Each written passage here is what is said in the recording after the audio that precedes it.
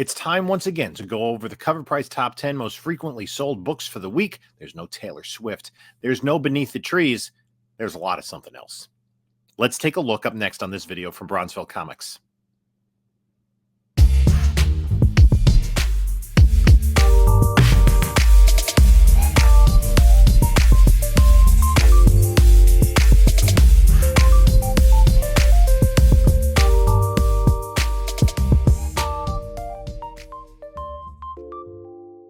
Hello, panelologists. This is Jim from Bronzeville Comics coming to you with another video. Before we get started, like, comment, subscribe. Follow us on the other socials, Instagram, Bronzeville_Comics, on Whatnot, Bronzeville_Comics. We do sales Monday nights at 10 p.m. Eastern Time, so follow, bookmark future shows. There is a link in the description of this video. If you're not yet signed on to Whatnot, you can use it, get $10 off your first purchase. Doesn't have to be with me. Also in the description is a link to my eBay store as well as my email. So we're just going to jump right into it to Covrprice top 10. These are the 10 most frequently sold books in the aftermarket. So let's just dive right in. So we're going to start here at number 10. It is Ultimate Spider-Man #1 Variant Edition, the Marco Checchetto Costume Tease Cover B. It is the first appearance of Richard and May Parker. I believe those are the children of Peter Parker and Mary Jane in the Ultimate Universe. Correct me if I'm wrong, because the book just came out. I haven't read it yet. But it is a book that is selling for about $25 or $30. And that is just a regular non-ratio variant. It is the Costume Tease B. And if we go to the information here, this one is the Ben Reilly Spider-Man costume when he became Sensational Spider-Man. And let's now take a look at number 9. Number 9 on the list, Ultimate Spider-Man #1, the Marco Checchetto Costume Tease C, the Spider-Man 2099 variant.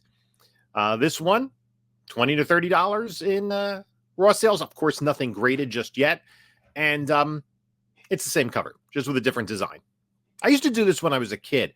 I had one of those treasuries with Superman, and I would just trace that and then just draw superhero costumes around it. So I had all these superheroes in the same pose.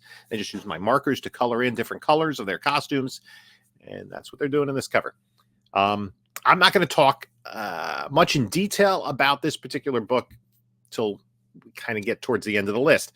Let's look at number 8 on the list, and it is something different. It's Daredevil #9, the first appearance of Maya Lopez, who becomes Echo in issue number 11.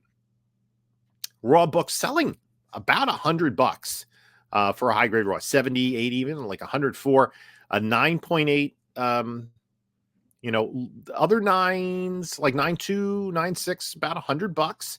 9.8, a little closer to 200. Let's take a look at the Go Collect data. And there they have the FMV at 250. I think that's probably a little high because we haven't seen a 250 sales since the 12th. But this is selling a lot. But notice that, the price is not jumping up. The series has been out for just over a week now. I think to mixed reviews at best. I saw it. Some aspects of it I liked, some I didn't. I think there was some false advertising on Marvel's part in that it seemed that it was going to be more focused on like Daredevil, Kingpin, and that whole conflict there. But it was more Maya Lopez's story, and most of it takes place in Oklahoma. Kudos to her grandparents are played by Graham Greene and Tantu Cardinal, who, if you're not aware or don't remember, they played husband and wife, and he was nominated for an Oscar for it in Dances with Wolves. But I think if you're going to get septuagenarian Native American actors, those are the two you go for. They were great. Some of the performances were really good, but some of the action sequences were great. But I think there was a little bit of unevenness to the show. The book's holding its value, and I think maybe like a lot of people looking to move it, kind of waiting for that spec opportunity. And get the book sold. We see here, ask about $250. one for 199, one for 175, one for 90 for 130. So that is a it's a fairly common book, being from 1999. Let's go to number 8 on the list, and it's Ultimate Spider-Man #1. This is the Tony Daniel 1 in 25 variant. So a ratio variant here, selling for about the same as those non-ratio costume variants. Highest ratio on the list is 1 in 25, and maybe the hardest cover. Spider-Man is enraged and looking like one not to be messed with, and the aftermarket took notice. While most covers of this book are hot right now, this sold more than any other outside number 2 on the list. It's tough to find, but keep your eyes peeled. And I'm going to talk about, exactly what we're seeing. 90 units sold this week. I'm not exactly certain of the metric that they use, but let's go to number 6 on the list, and we get a little bit of a reprieve. Kid Venom Origins variant #1, the Luciano Vecchio surprise, 1 per store. We talked about this last week. The regular cover A is going for about cover price. And this one is selling in the $25 to $40 range raw. Again, none have been slabbed. I'm not sure about this. People kind of getting the FOMO that there was only 1 per store. They want one. Their LCS didn't have one. I'm not sure what the long-term value of this book is going to be. But if maybe your store has one for sale and you want it, go grab it. Not something that I'm going to be grabbing. And if we look at the explanation here, hot for 2 weeks in a row, cooled slightly. There were 60 units sold. No one expected. It was a surprise one per store, causing fans to scramble to acquire a copy. Brilliant cover details the origin of Marvel's new edition within. Those who could snag a copy were happy to pay the price to add it to the PC. 60 copies sold. High sale of 50 for a raw, and current FMV of $34. Let's go to number 5 on the list. Ultimate Spider-Man #1. The J. Scott Campbell variant. J. Scott Campbell, of course, a hugely popular cover artist, especially some of his depictions of Mary Jane. This one, in about the the $15 range, I would say. I don't know who's selling a 3.0 of this. What the heck did you do to the book? I think that's an erroneous sale, because that's from 12/17. And you do have to kind of take the data that you see on any of these sites with a grain of salt. When something doesn't look right, it probably isn't. I remember seeing one time a key.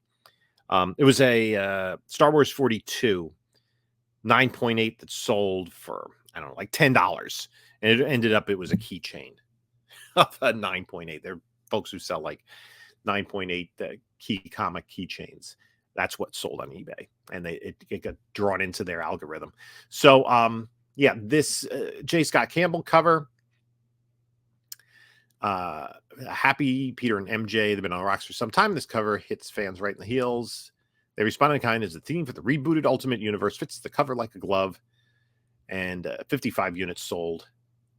And FMV of $17. Let us go to number 4 on the list.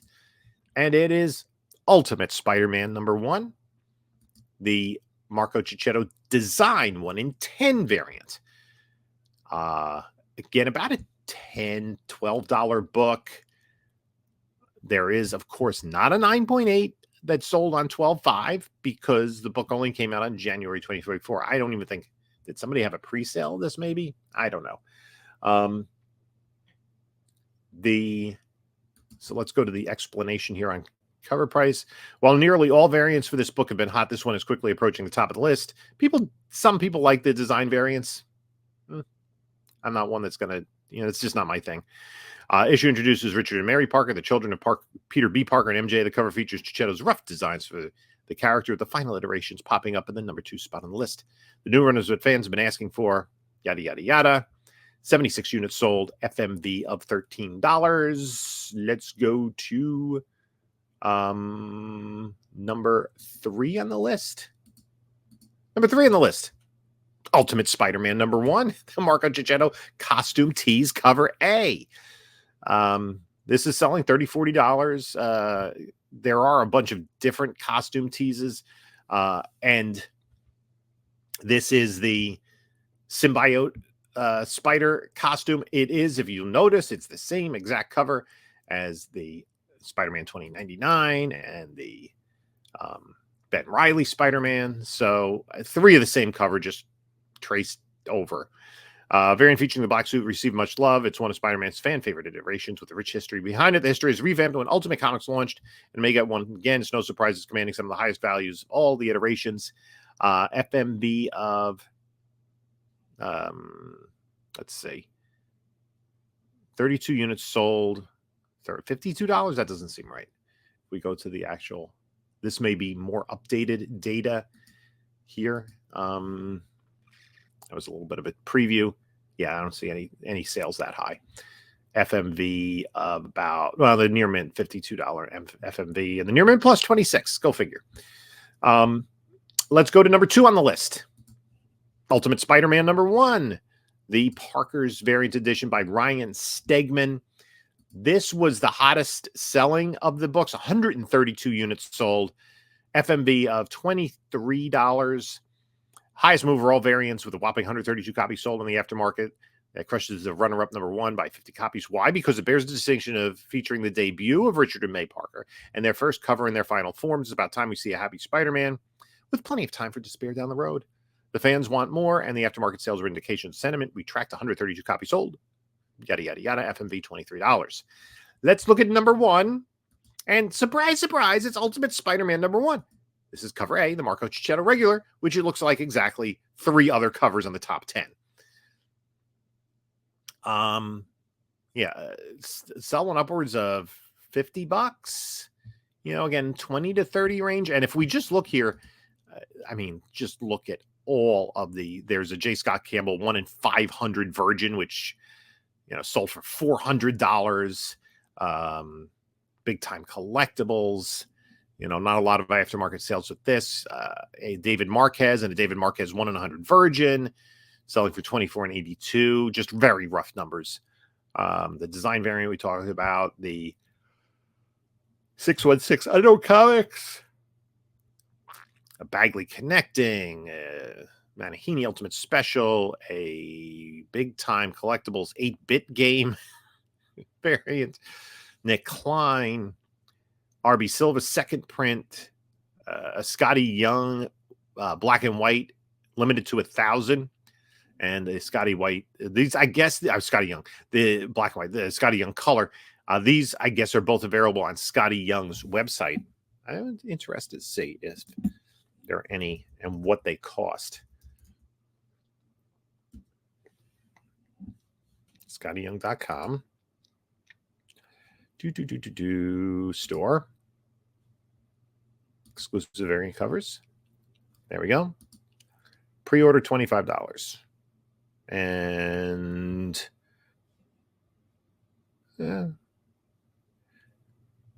you could get, he makes some money from this.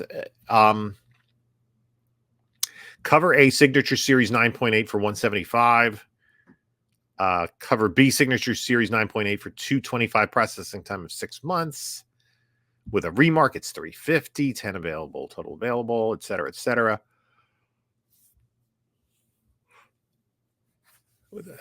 So, if you're a Scotty Young fan, this is the first time I've ever been to his website. I do appreciate his art. I do pick them up when I see them, like garage sales and flea markets, because there are folks that love their Scotty Young, and that is a cute Scotty Young cover there for the Ultimate Spider-Man 1. Let's go to what Covrprice says about this. Rarely do we see cover A win the day, but we saw it with this book. When it dropped, there's a massive run on the variant covers, as that's often where the value is immediately after release. This book bucks the trends with sales topping out at $70 for a raw copy. What that is a mystery outside of the obvious. It was what was left behind. That makes the book the winner on the week, et cetera, et cetera. So, okay. The top 10 list. 8 of the top 10 are Scotty Young, or our Ultimate Spider-Man covers. 8 of the top 10. Now, the runners up, let's see. We have 1, 2, 3, 3 top 10s, 3 more Ultimate Spider-Man ones. Spawn 1, Beneath the Trees, number 2. Halverine back on the list. Beneath the Trees, number 1. This, who did it? Was that Art Germ? That's Art Germ Magic cover. And we'll just kind of scroll through this list. For the first appearance of Halverine, Fall of House of X. This is the one in 50. Art Germ variant. And I got the cover B. I think this is the cover B that has the trade dress. To me, I don't, as a collector, I don't see the sense in spending that much, like 20 times the amount or more of what the standard cover goes for just to get a Virgin variant. You still get the artwork, and you actually know what the book is, like what the title and issue number are, which is a big help. When I have these Virgin variants in a bag and board, I have no idea what the book is. Then I have to figure out how am I going to put that in a short box, whatever. This is interesting. The Hood number 1. The Hood has been named successor to Johnny Storm, soon to become the Spirit of Vengeance. So I guess the Hood's going to be in a new series. There had been speculation on the Hood going back maybe 2 years ago of coming to the MCU. We've seen nothing of it. And then Criminal by Icon, Ed Brubaker, Sean Phillips jumps in the series. I think it hasn't been optioned. It's requested an order. No official release date yet, but the news was enough to get the book on the collector's radar. This is a book that, you could probably find fairly like in back bins. So just something to keep an eye out for. I'm not sure if I've come across this book in collections, but that is the top 20. I wanted to double a little bit more in the top 20 because the top 10 was so boring. So there we have it, the Covrprice top 10. My feeling is, number 1, this was a highly ordered book. It's a Spider-Man book. It had a lot of lead up to it, the reboot of the Ultimates universe. I think there are plenty of copies out there for collectors to get.